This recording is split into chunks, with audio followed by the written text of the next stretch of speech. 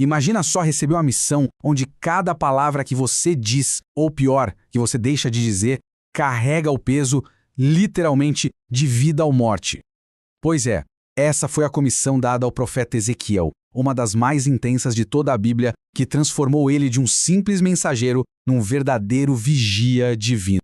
Para a gente entender de verdade a missão do Ezequiel, primeiro a gente precisa sacar o que essa palavra significa: atalaia. No mundo antigo, o atalaia era tipo o sistema de alerta precoce de uma cidade. O trabalho dele era um só: ficar lá no alto, de olho no horizonte e, ao primeiro sinal de perigo, tocar o alarme. Falhar não era uma opção. Significava a destruição de todo mundo. A vida da cidade inteira dependia da vigilância dele. Então é exatamente esse o papel que Deus entrega para Ezequiel. Depois de passar uma semana inteira em silêncio, chocado, no meio dos exilados na Babilônia, a palavra do Senhor vem para ele com uma descrição de cargo bem específica. E é aqui que a gente vê uma grande virada. Enquanto profetas como Isaías ou Jeremias falavam para a nação como um todo, a missão de Ezequiel era no 1 a 1, sabe? Era intensamente pessoal, focada no indivíduo. E isso é uma mudança gigantesca na revelação bíblica, que coloca o peso da escolha e da responsabilidade nos ombros de cada pessoa. A mensagem não podia ser mais clara, nem as consequências mais altas. Não tinha meio termo, não tinha área cinzenta. O dever do atalaia era entregar avisos onde o resultado era absoluto. Ou era vida, ou era morte. Essa divisão de responsabilidade aqui é fascinante, né? A ordem de Deus deixa dois cenários bem claros para o ímpio. Se Ezequiel avisar, pronto, a parte dele está feita, não importa qual seja a resposta da pessoa. Agora, se ele falhar em avisar, o texto é explícito. Deus o consideraria responsável pelo sangue daquela pessoa. Pesado. E a pressão não parava por aí, não. A mesmíssima responsabilidade valia para os justos. A ideia aqui é que mesmo quem já estava no caminho certo precisava de aviso constante para não escorregar. E, de novo, se o aviso não fosse dado e a pessoa caísse, o sangue estaria nas mãos de Ezequiel. Era um fardo, assim, imenso e contínuo.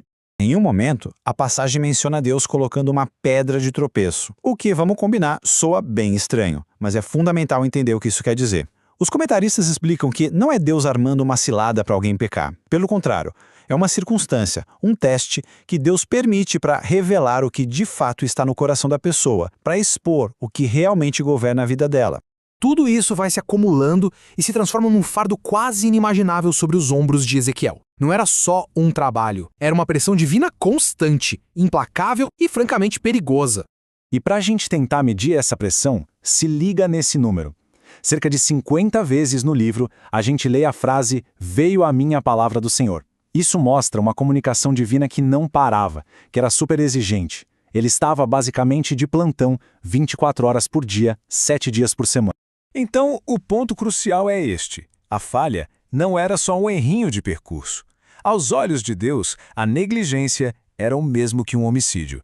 A linguagem usada, requerer o sangue, é uma referência direta a Gênesis, tratando a omissão do aviso com a mesma seriedade de tirar uma vida. E quando a gente acha que essa missão não poderia ficar mais estranha, chegamos na reviravolta mais paradoxal de todas: o silêncio de Ezequiel. A pergunta é inevitável, né? Depois de dar para Ezequiel uma missão de vida ou morte, toda baseada na comunicação, por que Deus logo em seguida o deixaria mudo? Qual o sentido disso? E a resposta é muito interessante. A mudez de Ezequiel não era uma condição física, mas uma restrição espiritual.